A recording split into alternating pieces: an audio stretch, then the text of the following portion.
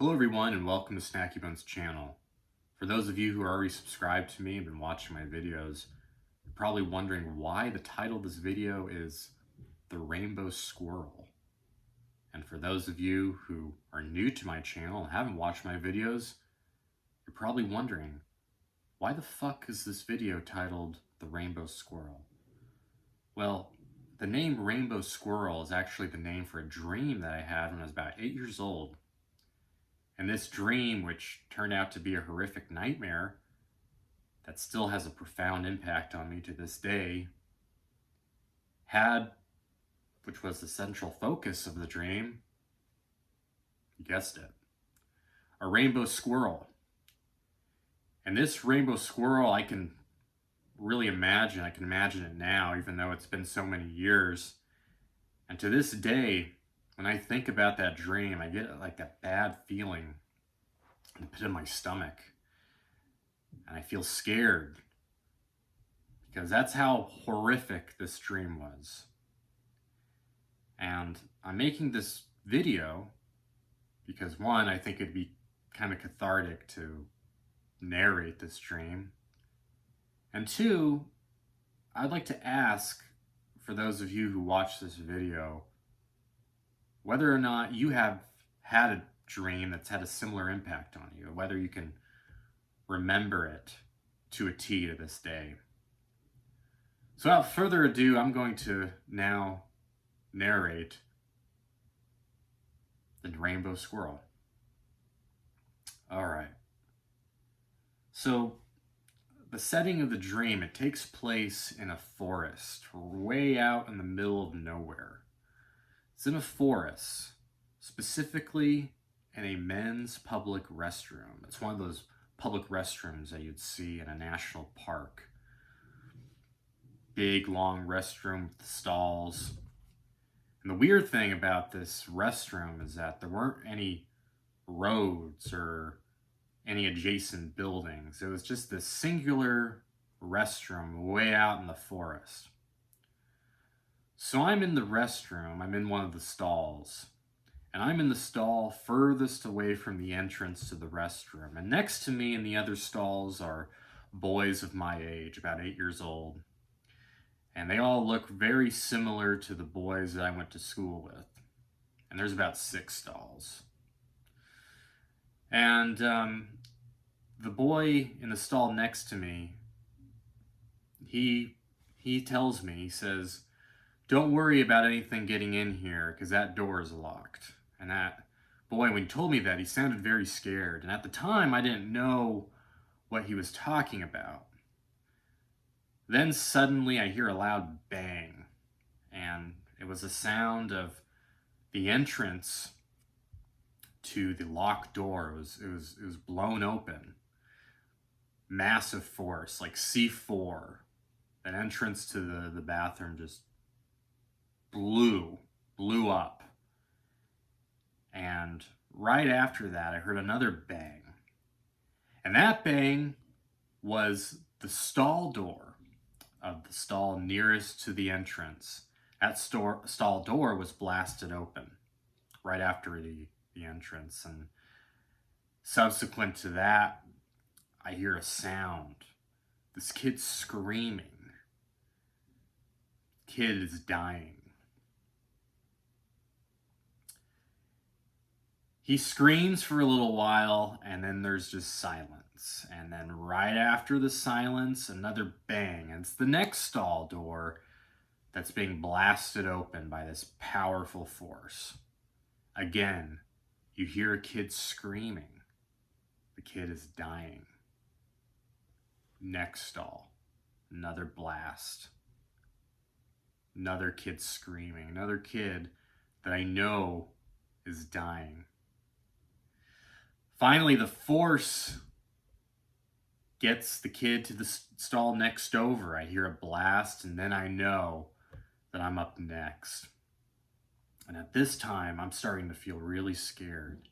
And I'm starting to feel really cold, and there's static in the air, and I can feel my hairs getting all prickly and getting that really sick feeling in my stomach. I want to run, I want to get out of that bathroom. I want to go home. I don't want to be out there, but there's nowhere for me to go. So the force kills the kid, or what I assume kills the kid next door. And now I can feel that force behind the stall door, behind my stall door. And it feels really bad. And it feels really evil. And then the next thing really just gets me. It's this loud voice. It's like a loudspeaker. And it's a man with a transatlantic accent. And he sounds like one of those narrators from like a 1960s cartoon. And he says, "Here comes the Rainbow Squirrel." And then suddenly, my stall door, it just disappears. Doesn't blast open, just disappears. And I see a white light, really bright white light. And then it turns into a vibrant array of colors, greens, blues, reds. It turns into a rainbow. And in that rainbow, I see an outline, a black outline. And it's of a squirrel, and it looks like Rocky from Rocky and Bullwinkle. And my heart is racing, and at that moment I wake up, and my bed is just filled with sweat. I mean, I'm just petrified. And even talking about it now, as silly as it might sound, I can still feel the fear. So after I had that dream, there was one reason I could understand as a kid why it freaked me out so much, and that was because this dream was significant in the sense that I had really bad nightmares before. I mean, you do as a kid, you have really bad, vivid nightmares, especially when you're sick. But these nightmares, there were the evil being in the nightmare would be a ghoul, a monster, a scary man, something that everyone would associate with being evil. And I think this dream really disturbed me, or I later realized it really disturbed me, because as a kid, the ghouls and the monsters that would terrify me in my dreams, when I woke up and I rationalized the dream, I was told that good would conquer evil, and that in the end, monsters may hurt you, they may terrify you, but the force of good will defeat, this evil. Well, the rainbow squirrel wasn't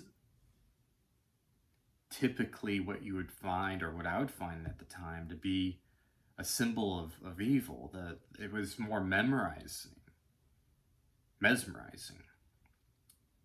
and beautiful, and there wasn't anything indicating that it was evil other than the fact that it was killing kids and had an incredible force. And I think it made me realize that, or maybe it symbolized nature, and maybe even death, because there was no escaping it.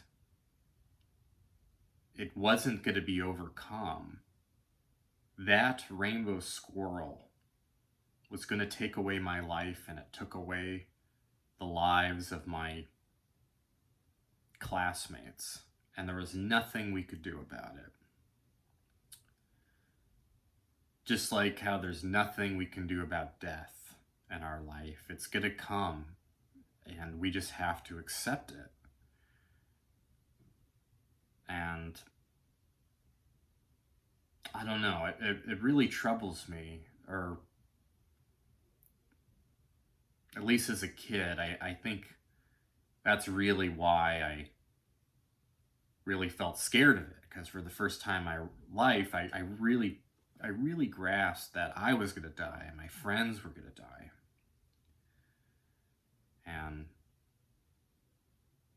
there's nothing really good or evil about that. It's just inevitable. And there's certain forces that are too powerful for you to control. And that's what I got from it. Anyway, I know it sounds really silly, but even talking about it now, I get that same feeling. Get a really bad feeling. Thank you everyone for listening.